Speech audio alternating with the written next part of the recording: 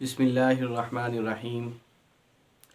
मोहतरम सामीन व हाज़रीन, अपने जलील क़दर आली मर्तबत जय्यद असातिज़ा इकराम में से आज जिस शख्सियत का ज़िक्र करने जा रहा हूँ, उस शख्सियत को बयान करने के लिए उनके औसाफ़ हमीदा के तौर पर बहुत सारी बातें ज़िक्र की जा सकती हैं।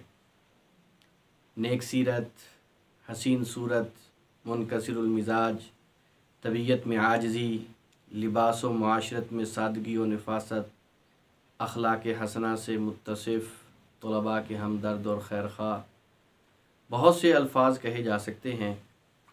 लेकिन मुझ समेत आपके बहुत से देखने वाले, चाहने वाले, आपके पास पढ़ने वाले, आपसे ताल्लुक़ रखने वाले हज़रात इस बात की दिल से गवाही देंगे कि अगर किसी ने ज़िंदा वली देखना है तो वो हमारे उस्ताद हज़रत मौलाना मुफ्ती क़ारी मोहम्मद अहमद साहब दामत बरकातहुमुल आलिया को देख लें।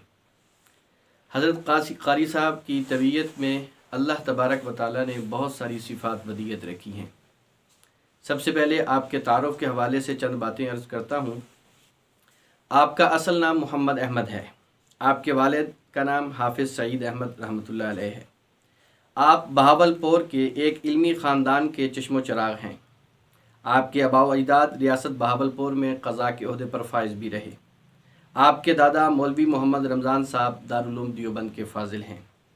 आपका ख़ानदान शुरू से ही रियासत बहावलपुर में क़याम पज़ीर है और शहर में एक मुअज़्ज़ज़, इल्मी और शरीफ ख़ानदान के तौर पर जाना पहचाना जाता है।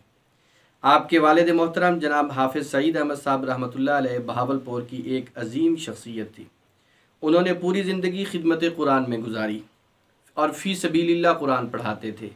रिज़्क़े हलाल के लिए अपने हाथ से सिलाई का काम करते थे। इस खुलूस का नतीजा है कि आज मुल्क भर में उनके हज़ारों शागिर्द मौजूद हैं। उनकी आदत शरीफ़ा थी कि हर वक़्त आपका कोई ना कोई शागिर्द आपको कुरान सुना रहा है। आप दुकान पर हैं तो वहाँ पर भी कुरान की गूंज है। बाज़ार में काम के लिए जा रहे हैं तो वहाँ भी शागिर्द साथ है और आपको कुरान सुना रहा है। हत्ता कि अगर सफ़र में सवारी पर होते तब भी कोई ना कोई शागिर्द आपके साथ होता और आपको कुरान सुना रहा होता। हत्ता कि फरमाया कि एक मर्तबा जा रहे थे और आपका एक शागिर्द आपको कुरान करीम की तिलावत सुना रहा था। रास्ते में एक्सीडेंट हुआ और वही आपकी वफ़ात का सबब भी बना। अल्लाह पाक उनकी क़ब्र को जन्नत का बगीचा बनाए। हज़रत क़ारी साहब दामत बरकातहुमुल आलिया 1954 में पैदा हुए। कुरान करीम अपने वालिद मोहतरम हाफिज़ सईद अहमद रहमतुल्लाह अलैह से ही हिफ़्ज़ किया। तजवीद व क़िराअत आपने जामिया सिद्दीक़िया बहावलपुर में क़ारी अब्दुल क़ादिर हाशमी के पास पढ़ी और 1969 में तजवीद व क़िराअत से फ़राग़त हुई। तजवीद व क़िराअत से फ़राग़त पर आपकी दस्तारबंदी अल्लामा शम्सुल हक़ अफ़ग़ानी रहमहुल्लाह के हाथों से हुई। बाद अज़ां आप सर्फ़ व नहव आपने जामिया मदनिया बहावलपुर में पढ़ी। इसके बाद मुख्तलिफ़ मदारिस में आपने तालीम हासिल की, जिसकी तफसील कुछ यूँ है कि दारुल उलूम कबीरवाला में 3 साल तक पढ़ा, अशरफुल उलूम शुजाबाद में 2 साल पढ़ा और बाबुल उलूम कहरुड़ पक्का में 2 साल पढ़ा। दौरा हदीस शरीफ के लिए कासिमुल उलूम मुल्तान तशरीफ़ ले गए। 1977 ईस्वी 1397 हिजरी में दौरा हदीस से फ़राग़त पाई। कासिमुल उलूम में हज़रत मुफ्ती महमूद रहमहुल्लाह से 2-3 दिन बुखारी शरीफ का सबक भी पढ़ा। उसके बाद तहरीक में मसरूफ़ियत की वजह से मुफ्ती साहब सबक नहीं पढ़ा सके। बाद अज़ां आपके बुखारी अव्वल और तिरमिज़ी मुकम्मल के उस्ताद हज़रत मौलाना शरीफ कश्मीरी रहमहुल्लाह हैं। बुखारी सानी अबू दाऊद सानी मुफ्ती अब्दुल्ला मुल्तानी रहमहुल्लाह के पास पढ़ी, जो फ़ाज़िल दारुल उलूम देवबंद हैं। मुस्लिम शरीफ मौलाना फ़ैज़ अहमद मुल्तानी के पास पढ़ी। अबू दाऊद अव्वल क़ारी ताहिर रहीमी रहमहुल्लाह के पास पढ़ी। इसके अलावा मिशकात शरीफ आपने उस्ताज़ुल उलमा हकीमुल असर हज़रत मौलाना अब्दुल मजीद लुधियानवी रहमहुल्लाह के पास पढ़ी। दौरा हदीस शरीफ से फ़राग़त पर दस्तारबंदी हज़रत मौलाना मुफ्ती महमूद रहमहुल्लाह के हाथों से हुई। इसके बाद इफ्ता के लिए मुफ्ती रशीद अहमद लुधियानवी रहमहुल्लाह के पास तशरीफ़ ले गए।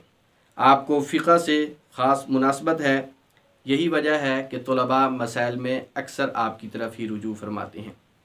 फ़हम कुरान के लिए मुख्तलिफ़ हज़रात के पास दौरा तफसीर भी किया।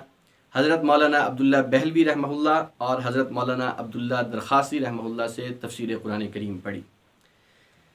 बाद अज़ां आपकी तदरीसी ज़िंदगी का आगाज़ हुआ। हज़रत हकीमुल असर मौलाना अब्दुल मजीद लुधियानवी रहमहुल्लाह की निगाह आरिफाना ने पहचान लिया था। इसी वजह से दौरा हदीस शरीफ वाले साल ही हज़रत हकीमुल असर रहमहुल्लाह ने आपको फरमा दिया था कि मोहम्मद अहमद अगले साल आपने तदरीस के लिए हमारे पास आना है। चुनांचे अगले साल 1397 हिजरी में आपने बाबुलूम कैरोड़ बक्का में तदरीस का आगाज़ किया और उस वक़्त से लेकर अब तक तकरीबन 45 साल हो चुके हैं और आप जामिया में ही तदरीस फरमा रहे हैं। और जामिया में हिदायत सालिस जैसी मुश्किल तरीन किताबें भी आप ही के पास हैं। इब्तदान सर्फ़ व नहव भी एक अरसा तक आप ही पढ़ाते रहे। मुस्लिम शरीफ भी तकरीबन कोई 30-32 साल से आप ही के पास है और इस अंदाज में आप बाबुलूम में बड़ी बड़ी किताबें पढ़ा रहे हैं और तकरीबन तमाम फ़नून की किताबें आप पढ़ा चुके हैं।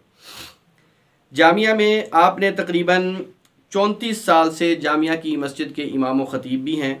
नमाज के लिए तशरीफ़ लाते हैं तो एक ख़ास नूरानियत से आपका चेहरा मुनव्वर होता है जो आपके बातनी कमालात पर दलालत करता है।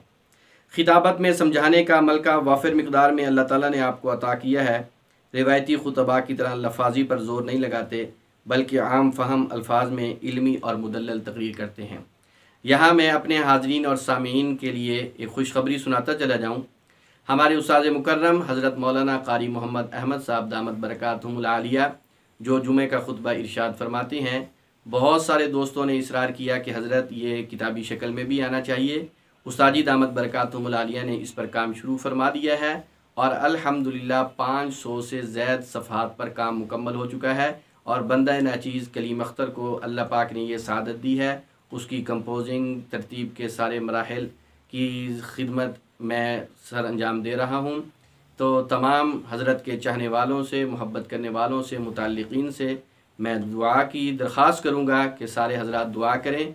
उस्ताद जी दामत बरकातहुमुल आलिया का ये मजमुआ जो इंतहाई जामे माने, मुफीद, आम फ़हम और आसान और सलीस है, ये यकीनन हम सब के लिए बल्कि पूरे आलम इस्लाम के लिए बहुत एक नादिर मजमुआ तैयार हो रहा है जिसमें सैकड़ों उन्वानात को हज़रत क़ारी साहब ने बहुत दिल नशीन अंदाज में समो दिया है। तो ये काम जल्द अज जल्द पाए तकमील तक पहुँचे और हमारे सामीन, हाज़रीन और हज़रत के मुताल्लिक़ीन तक ये मजमुआ जाए, इसके लिए मैं तमाम हज़रात से दरख्वास्त भी करूँगा। इब्तिदान हज़रत क़ारी साहब ने तकरीबन 6-7 साल तक नमाज ईद बाबुलूम में ही पढ़ाई और अब 1425 हिजरी से लेकर अब तक बहावलपुर की मरकज़ी ईदगाह के आप इमाम और ख़तीब हैं और वहाँ पर नमाज़ पढ़ाते हैं। बातनी कमालात के हुसूल के लिए आपने अपना पहला ताल्लुक़ हज़रत मौलाना अब्दुल्ला बहलवी रहमहुल्लाह के साथ क़ायम किया। हज़रत बहलवी रहमहुल्लाह से आपको इंतहा दर्जे की मोहब्बत थी और इसके बदले में हज़रत बहलवी भी आपसे ख़ुसूसी शफ़क़त फ़रमाया करते थे। हज़रत बहलवी रहमहुल्लाह के साहबज़ादे हज़रत मौलाना अब्दुल अज़ीज़ बहलवी रहमहुल्लाह बयान फरमाते हैं कि एक मरतबा गर्मियों का मौसम था। मोहम्मद अहमद साहब हमारे बड़े हज़रत बहलवी रहमहुल्लाह को पंखे के साथ हवा दे रहे थे। हवा देते देते इनको नींद आ गई और इनके हाथ से पंखा गिर गया। हज़रत बहलवी रहमहुल्लाह ने पंखा उठाया और इनको हवा देना शुरू कर दी। थोड़ी देर के बाद जब इनकी आंख खुली तो घबराए और जल्दी से हज़रत के हाथ से पंखा पकड़ लिया। ये बुज़ुर्गों की आप पर शफ़क़त थी, मोहब्बत थी, इसकी बैयन दलील है। हज़रत बहलवी रहमहुल्लाह की वफ़ात के बाद आपने अपना बातनी ताल्लुक़ जो था वो शेख़ुल मशाइख़ कुतुबुल अक़ताब हज़रत मौलाना ख्वाजा ख़ान मोहम्मद रहमहुल्लाह के साथ क़ायम फरमाया और सिलसिला नक्शबंदिया के असरात आपकी तबीयत पर बिल्कुल वाज़े तौर पर देखे जाते हैं और आप इस वक्त भी खानका सराजिया से ही मुंसलिक हैं। हमारी दिली दुआ है कि अल्लाह तबारक व तआला हमारे उस्ताद मुकर्रम का साया तादेर कायम व दायम हमारे सरों पर रखें। यहाँ एक बात और अर्ज़ करता चलूँ, हज़रत जामिया बाबुलूम में इमाम भी हैं, ख़तीब भी हैं, दर्जा कुतुब के मुदर्रिस भी हैं, बनीन में भी पढ़ाते हैं, बनात के असबाक भी आपके पास हैं। जामिया बाबुलूम में तकरीबन 9 से 10 क्लासें दर्जा हिफ़्ज़ की हैं जिनकी निज़ामत निगरानी वो भी हज़रत उस्तादी क़ारी मोहम्मद अहमद साहब दामत बरकातहुमुल आलिया के सपुर्द है। इसी तरह एक तवील अरसे से जब से उस्तादुल उलमा हज़रत मौलाना मुफ्ती ज़फ़र इकबाल साहब दामत बरकातहुमुल आलिया बाबुलूम से तशरीफ़ ले गए हैं तो हज़रत मुफ्ती साहब की जगह पर दारुल इफ्ता की ज़िम्मेदारी भी आपके कंधों पर है। तो बज़ाहिर देखने में हमारे उस्ताद मुकर्रम बहुत सादा तबीयत के हैं, लेकिन हकीकत ये है कि बहुत सारी ज़िम्मेदारियों का बोझ अपने कंधों पे उठाया हुआ है और अहसन तरीक़े से इसको सरअंजाम दे रहे हैं।